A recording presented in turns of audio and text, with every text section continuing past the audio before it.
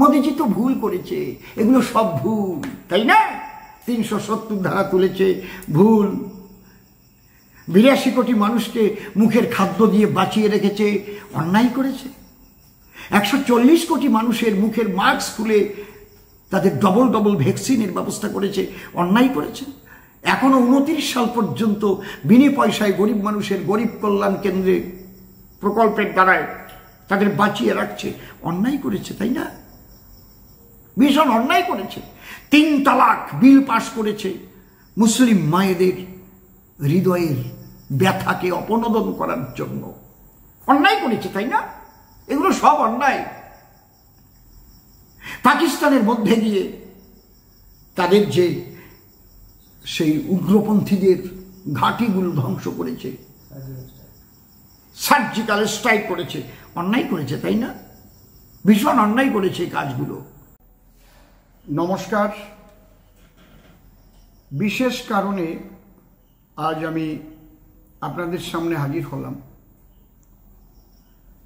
আমাদের লোকসভা নির্বাচনের অনেক রকম বিশ্লেষণ শুনতে পাচ্ছি, শুধু বাংলার নয়, সারা ভারতবর্ষের বহু জ্ঞানী গুণী পণ্ডিত, রাজনৈতিক বিশেষজ্ঞ, অর্থনীতিবিদ, তারা বিভিন্নভাবে, মিডিয়া, তারা বিভিন্নভাবে বিভিন্ন কথা বলছেন। আমি কয়েকটি কথা বলবো, আপনারা আমাকে কেউ সাম্প্রদায়িক ভাববেন না।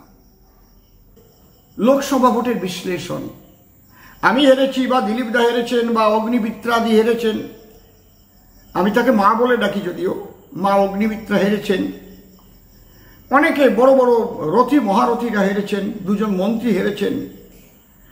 এই হারাটা বড় কথা নয়। আমি একটা কথা বারবার বলেছিলাম, আমরা যদি এখান থেকে একটা আসনও না পাই, তথাপিও কিন্তু আমার মোদিজি প্রধানমন্ত্রী হবেন। কথাটা আমি বলেছিলাম, সত্যি সত্যি। আজ আমার বড় আনন্দের দিন, চোখে জল এসে যায়, আমার মোদিজি প্রধানমন্ত্রী হচ্ছে। নীতিশজি,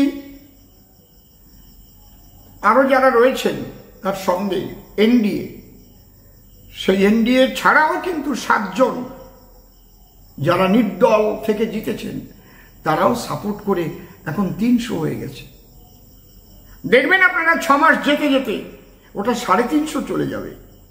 কারণ আমার মোদিজি যেসব কর্মকাণ্ড এবার করবেন, সেই কর্মকাণ্ড একমাত্র এই এনডিএ ছাড়া, ভারতীয় জনতা পার্টি ছাড়া, এবং বুকের পাটায় বল না থাকলে 370 ধারা তোলার মতো ক্ষমতা কারো হয় না। আমি মুসলমান ভাইদের, আমি জানি আমাকে আপনারা সাম্প্রদায়িক বলবেন, কিন্তু মুসলমান ভাইদের মধ্যে হজিকত, তরিকত, শরীয়ত মারফত, যাকে বলে হজিকতি, তরিকতি, শরীয়তি, মারফতি। আমার জামাই মেয়েও আছে মুসলমান, আমার ধর্মের মেয়ে বাবলি, জামাই কাজল, তারা ইন্টারন্যাশনাল আর্টিস্ট। মমতাজ বেগম, যার বাড়িতে আমি প্রতি বৎসর গান গাইতে যাই, এবার এমপিতে সে হেরেছে যদিও।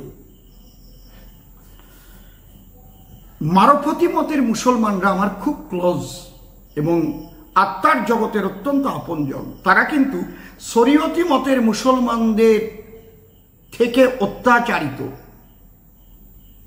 যখন বাংলাদেশে, এখন তো হাসিনা সরকার, এর আগে ছিল কি একটা সরকার, খালেদা সরকার।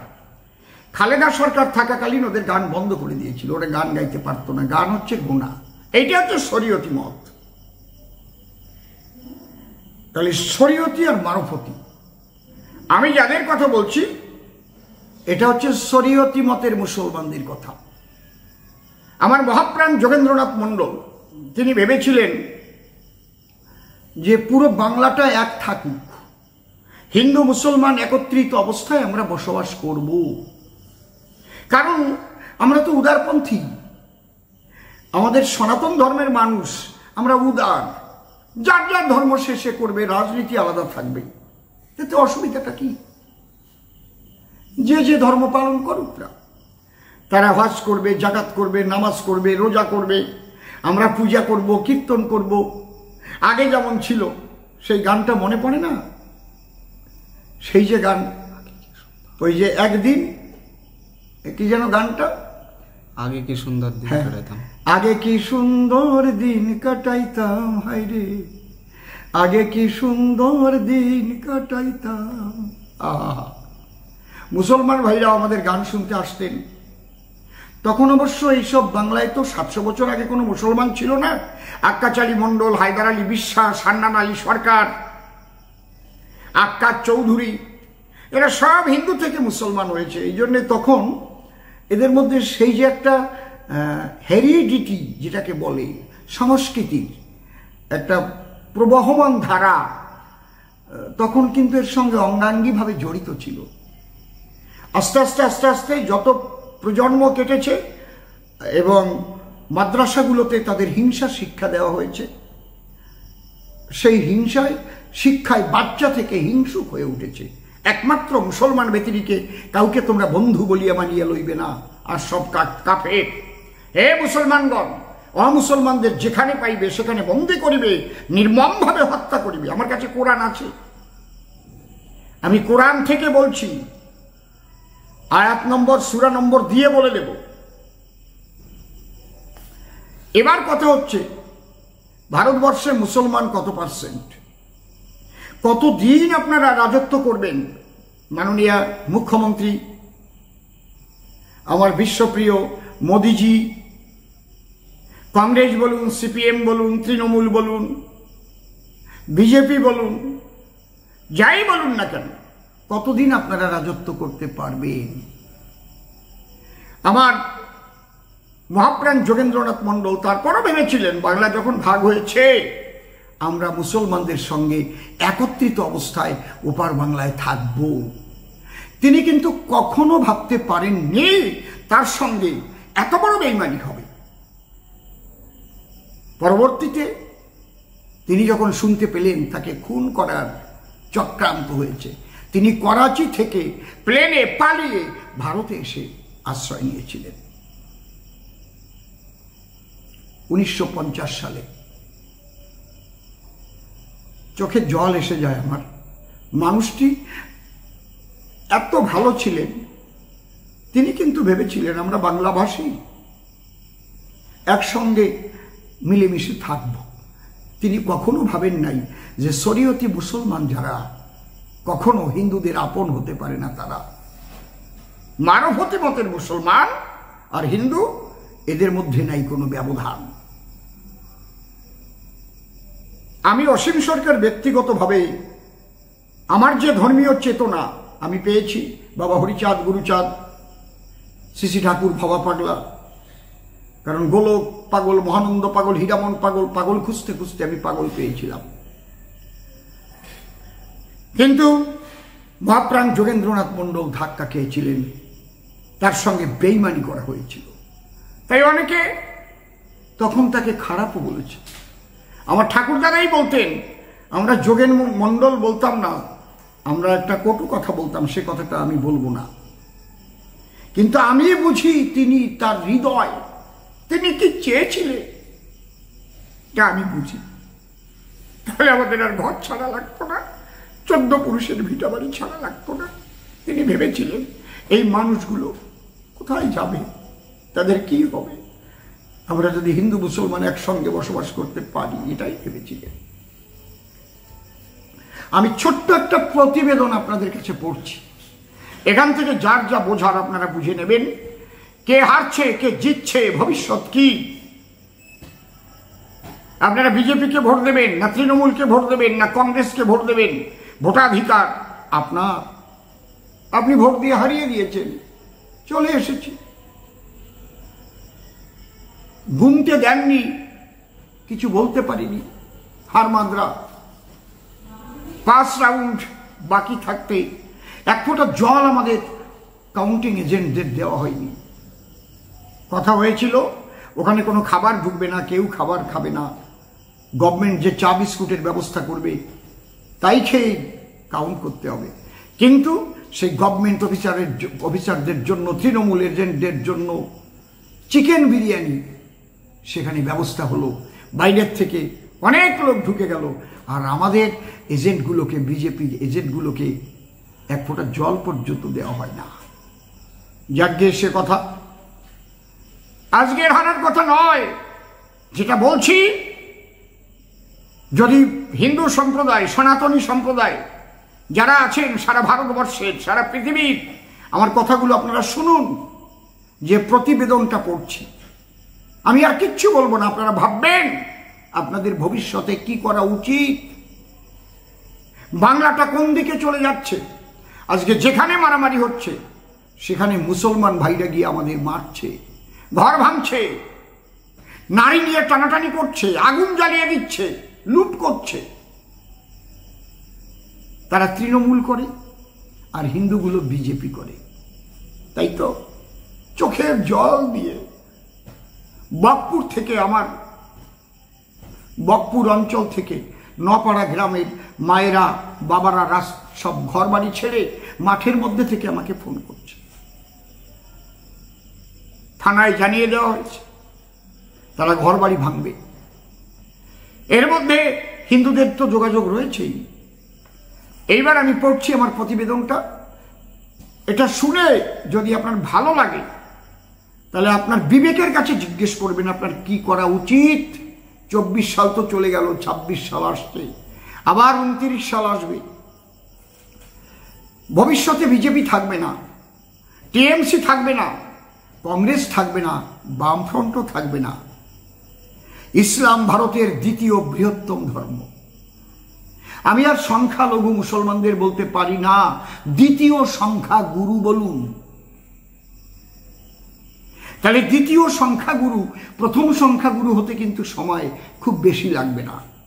সৌদি আরবের অধ্যাপক নাসির বিন সুলাইমান উল ওমর বলেছেন, আবার বলছি, সৌদি আরবের অধ্যাপক নাসির বিন সুলাইমান উল ওমর বলেছেন, ভারত গভীর ঘুমে নিমজ্জিত, ভারতের হিন্দুরা ঘুমিয়ে আছে।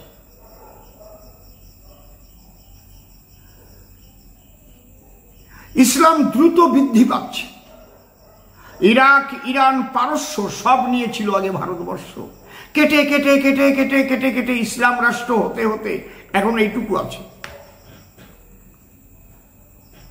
আপনারা বিবেক দিয়ে ভাববেন, ইসলাম দ্রুত বৃদ্ধি পাচ্ছে এবং হাজার হাজার মুসলমান পুলিশ, সেনাবাহিনী আমলাতন্ত্রে অনুপ্রবেশ করেছে। ভারতবর্ষের কথা বলছে, কারণ তারা ঘুমিয়ে আছে। এবং গুরুত্বপূর্ণ সংস্থায় প্রবেশ করেছে। ইসলাম ভারতের দ্বিতীয় বৃহত্তম ধর্ম।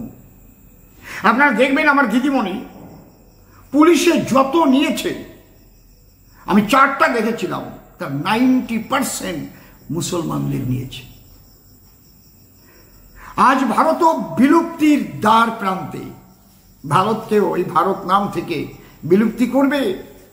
একটি জাতির উত্থানে যেমন যুগ যুগ লাগে, তেমনি তার ধ্বংসের জন্য একটু সময় লাগে। ধৈর্য ধরুন।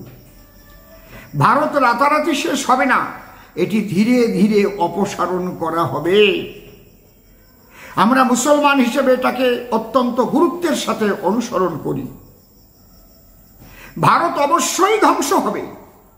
ভারতে প্রতিদিন প্রায় 65,000 শিশুর জন্ম হয়। ভালো করে শুনুন, ভারতে প্রতিদিন প্রায় 65,000 শিশু জন্মগ্রহণ করে। এর মধ্যে 40,000 মুসলিম, 25,000 হিন্দু। তাহলে এর মধ্যে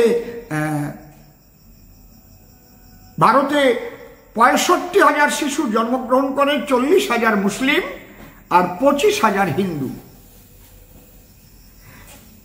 এবং অন্যান্য ধর্মের শিশু। 25,000 শুধু হিন্দু নয়, অন্যান্য ধর্ম সব দিয়ে, হিন্দু, শিখ, জৈন, পার্সি সব দিয়ে, খ্রিস্টান।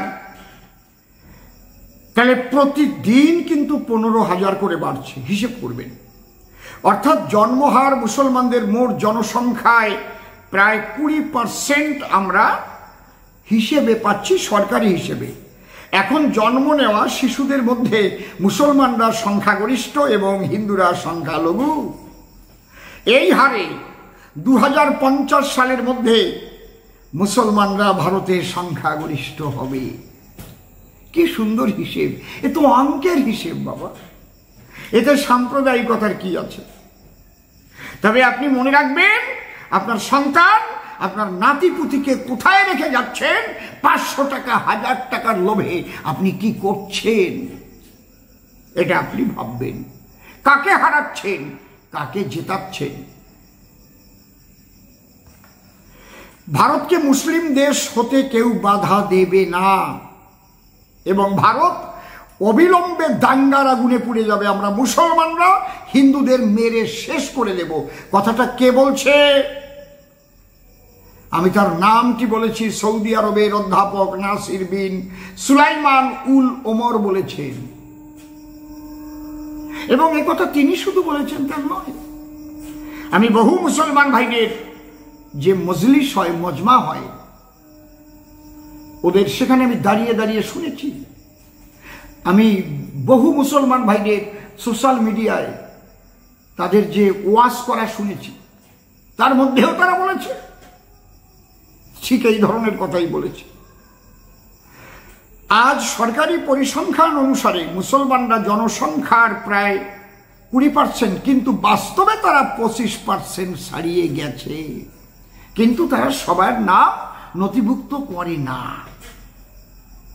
সরকারি পরিসংখ্যান ভুল, কারণ ওহাবি মুসলমানরা ইচ্ছাকৃতভাবে প্রকৃত সংখ্যা গোপন করে এবং কাফের হিন্দুদের অচেতন রাখার জন্য এই ক্রমবর্ধমান জনসংখ্যাকে তাদের অস্ত্র হিসেবে নিবন্ধন করে না। এগুলো জানতে দেয় না যে আমরা কত হারে বাড়ছি। ধর্মনিরপেক্ষতার নামে ভারতে চলছে মহাপ্রতারণা, কিন্তু হতভাগ্য হিন্দুরা এখনো গভীর ঘুমে নিমজ্জিত। কোথায় যাব, কার কাছে বলবো, কি বলবো? থানায় ফোন করতে করতে পরিশ্রান্ত হয়ে গেছি। থানার পুলিশগুলো তারা যে কি পেয়েছে, হিন্দু বাড়ি জ্বালিয়ে দিচ্ছে, হিন্দুদের মারছে, তারা কেয়ার করছে না। হিন্দুরা কেন কাশ্মীরের দিকে তাকিয়ে শিক্ষা পেল না, যেখানে হিন্দুদের তাদের সমস্ত ধন সম্পদ, নারী ও মেয়েদের পিছনে ফেলে যেতে হয়েছিল? কাশ্মীরি পণ্ডিতদের যেভাবে তাড়িয়েছিল, সব ফেলে রেখে পালাতে হয়েছিল। যতদিন হিন্দুরা সংখ্যাগরিষ্ঠ থাকবে ততদিন ভারত ধর্মনিরপেক্ষ। তারা সংখ্যালঘু হলেই ভারত ইসলাম রাষ্ট্র ঘোষণা হবে।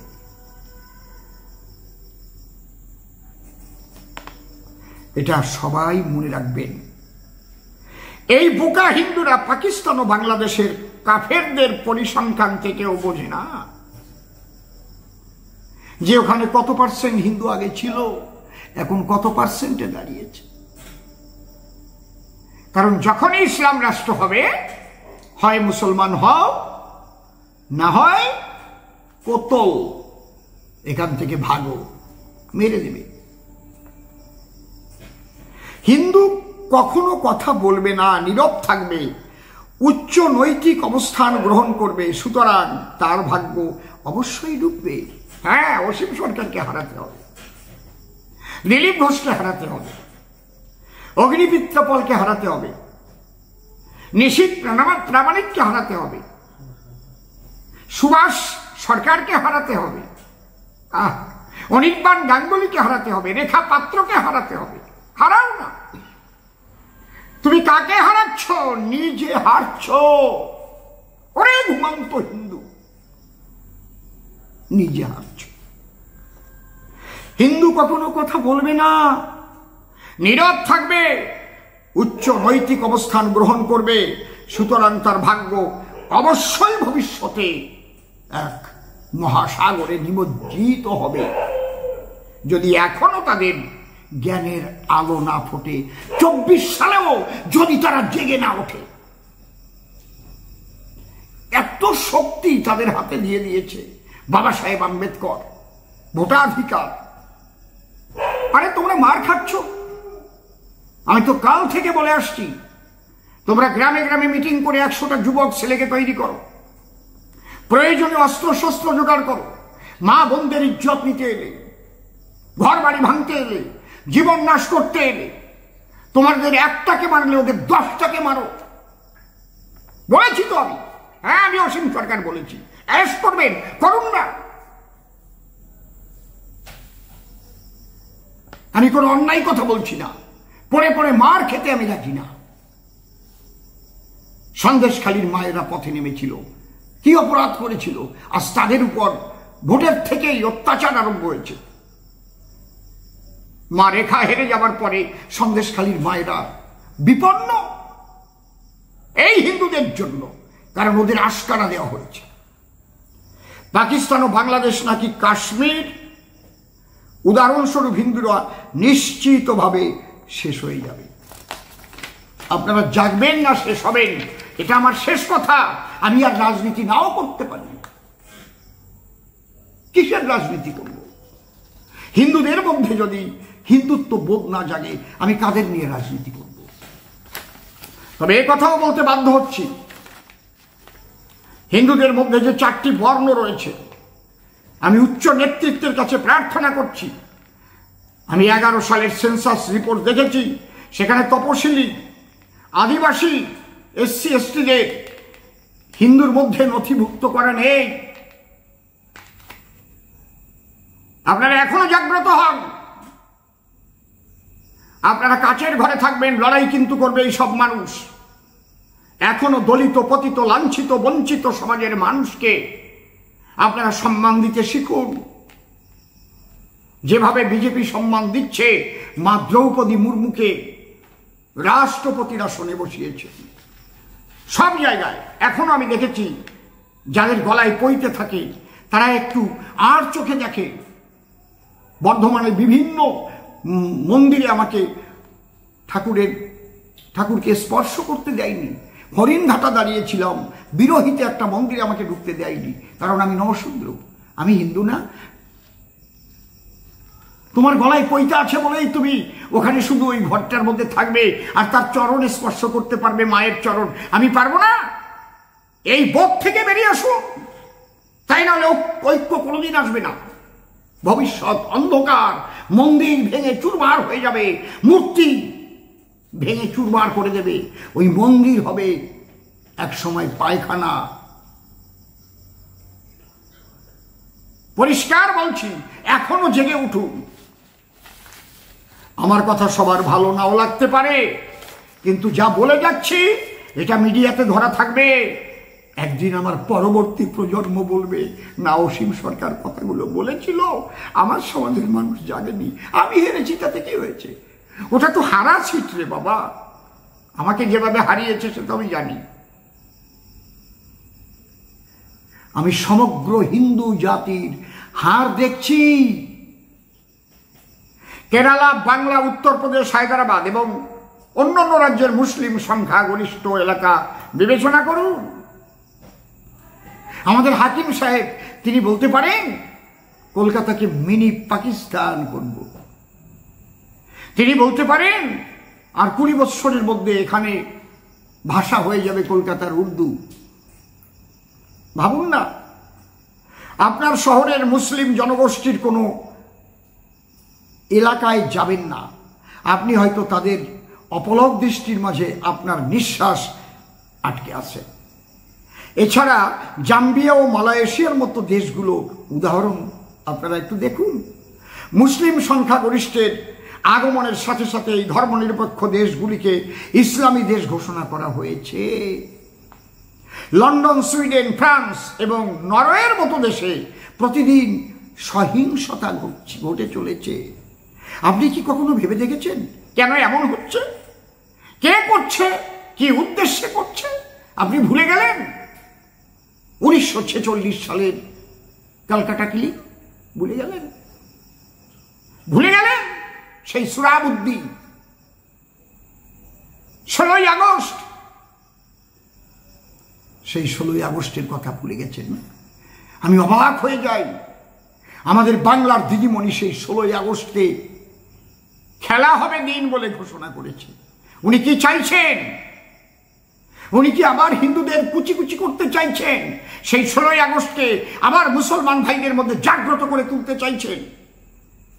আমি মায়ের মতো সম্মান করি মাননীয় মুখ্যমন্ত্রীর কাছে, তার চরণে নিবেদন করি আমি, আপনিও জেগে উঠুন,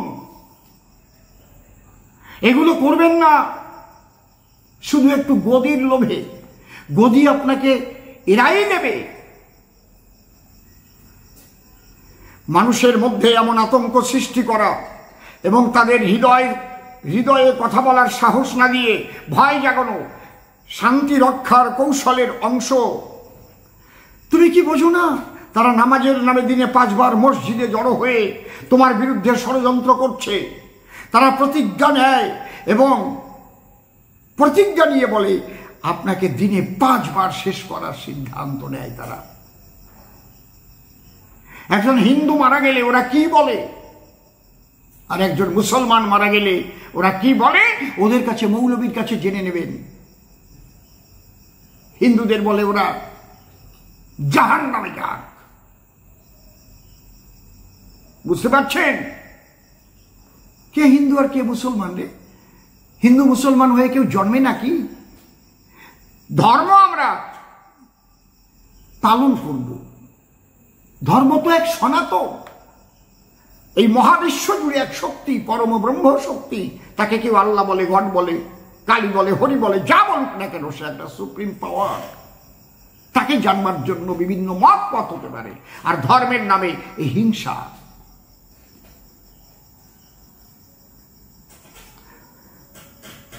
তাই চোখ মুখ বন্ধ করে কাজ করা কিন্তু আর ঠিক নয়। এখন সময় আমাদের চোখ খোলার সময়, মুখ খোলার সময়, জনগণের মধ্যে সচেতনতা বৃদ্ধির সময়। আর কত সময়, কত ভাববেন? ভাবুন, বুঝুন, আর মূল তত্ত্বটা একটু খুঁজুন। একদিন এক আগরওয়াল সাহেব, তার একজন ভৃত্য, তার নাম আব্দুল্লাহ। আব্দুল্লাহর 12টা সন্তান, সে কিন্তু এই বাড়ির চাকর।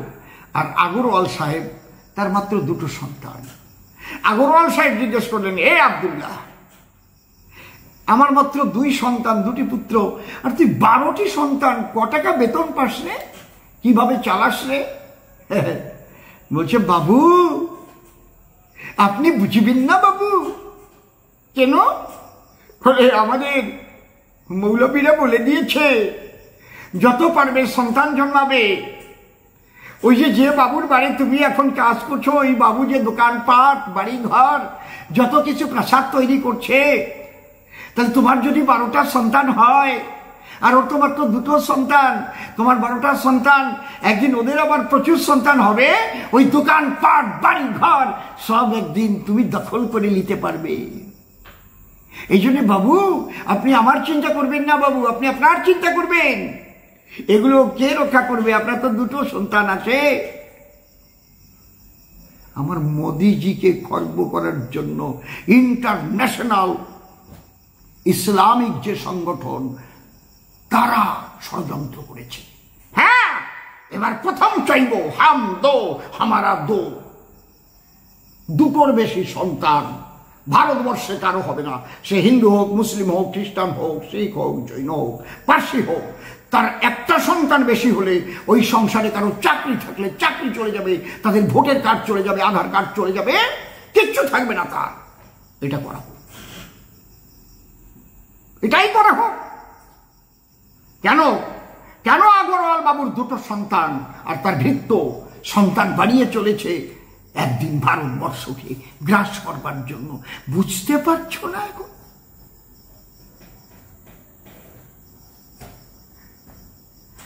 শিয়ালকোট, লাহোর, গুজরানওয়ালা এবং কারাঞ্চিতে হিন্দুদের দ্বারা নির্মিত মহান প্রাসাদগুলি, ওই ভৃত্য বলছে, আমাদের জন্য নির্মিত হয়েছিল।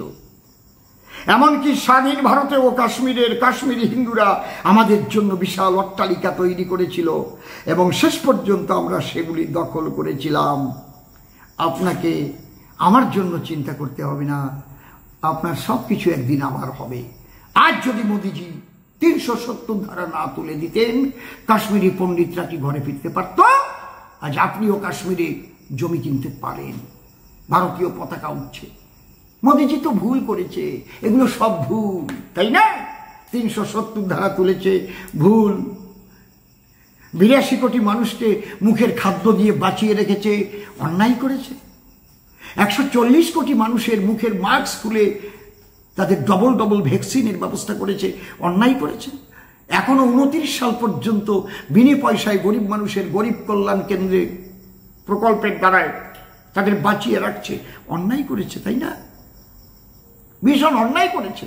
3 তালাক বিল পাশ করেছে, মুসলিম মায়েদের হৃদয়ের ব্যথাকে অপনোদন করার জন্য অন্যায় করেছে, তাই না? এগুলো সব অন্যায়। পাকিস্তানের মধ্যে গিয়ে তাদের যে সেই উগ্রপন্থীদের ঘাঁটিগুলো ধ্বংস করেছে, সার্জিক্যাল স্ট্রাইক করেছে, অন্যায় করেছে, তাই না? ভীষণ অন্যায় করেছে এই কাজগুলো। তিনি যে প্রধানমন্ত্রী সড়ক যোজনার দ্বারায় হাজার হাজার মাইল রাস্তা পাকা করেছে, অন্যায় করেছে, তাই না? তিনি গরিব মানুষের মাথার পরে ছাদ দেবার ব্যবস্থা করার জন্য হাজার হাজার লক্ষ লক্ষ হাজার কোটি টাকা সারা ভারতবর্ষ ভরে তিনি দিয়েছেন, অন্যায় করেছেন, তাই না? খুব অন্যায় করেছেন। স্বনির্ভর ভারত গড়েছেন তিনি, অন্যায় করেছেন। আগে ভারত বিদেশ থেকে অস্ত্র কিন্তু এখন ভারতের অস্ত্র বিদেশে বিক্রি হয়, এগুলো অন্যায় করেছে, তাই না? তাই তার বিরুদ্ধে ইন্ডি পিন্ডি করবার জন্য জোট হয়েছে। বাবা বাবা বাবা বাবা, একটা মানুষ সে কাজ করছে সারা ভারতবর্ষের খেটে খাওয়া মানুষের জন্য, সারা ভারতবর্ষের কৃষক শ্রমিক দিন মজুর তাদের জন্য, ভারতকে স্বনির্ভর করবার জন্য। আর সেই মানুষটিকে, শুধু সেই মানুষটিকে সিংহাসন থেকে নামাবার জন্য একটা জোট, তার নাম ইন্ডি। বাবা বাবা বাবা বাবা, ভাবতে পারেন তার দোষ কি? তিনি বলেছেন আমি খাবো না, কাউকে খেতে দেব না, চোর দুর্নীতিগ্রস্ত রাখবো না। আপনারা ভাবুন, বাবার দিন এসেছে। আমার কথাগুলোর মধ্যে দিয়ে যদি কেউ ব্যথা পেয়ে থাকেন, তার জন্য আমি ক্ষমা প্রার্থী। আমাকে আপনারা মেরে ফেলুন, আমার কোনো দুঃখ নাই, কিন্তু জাগো জাগো হিন্দু, জাগো সনাতনী। তোমরা ভক্ত হও, বিভক্ত হয়েও না। হরিভক্ত, কৃষ্ণ ভক্ত, রাম ভক্ত, কালী ভক্ত, গাছের ভক্ত, মাছের ভক্ত, যে যা হও, ভক্ত হও, তোমরা বিভক্ত হয়েও না। রাজ শক্তি তোমাদের হাতে চাই। এবং আমি আশা করব এবার আমার বিশ্বপ্রিয় মোদিজি তার এনডিএ সরকারের মাধ্যমে আরো কঠিন কঠিন পদক্ষেপ নেবেন, যে পদক্ষেপের দ্বারায় ভারত মাকে রক্ষা করা যাবে। ভবিষ্যতে ভারতবর্ষই থাকবে, কোনোদিন ইসলাম রাষ্ট্র হিসাবে পরিগণিত হবে না। নমস্কার, হরি বল, হরি বল।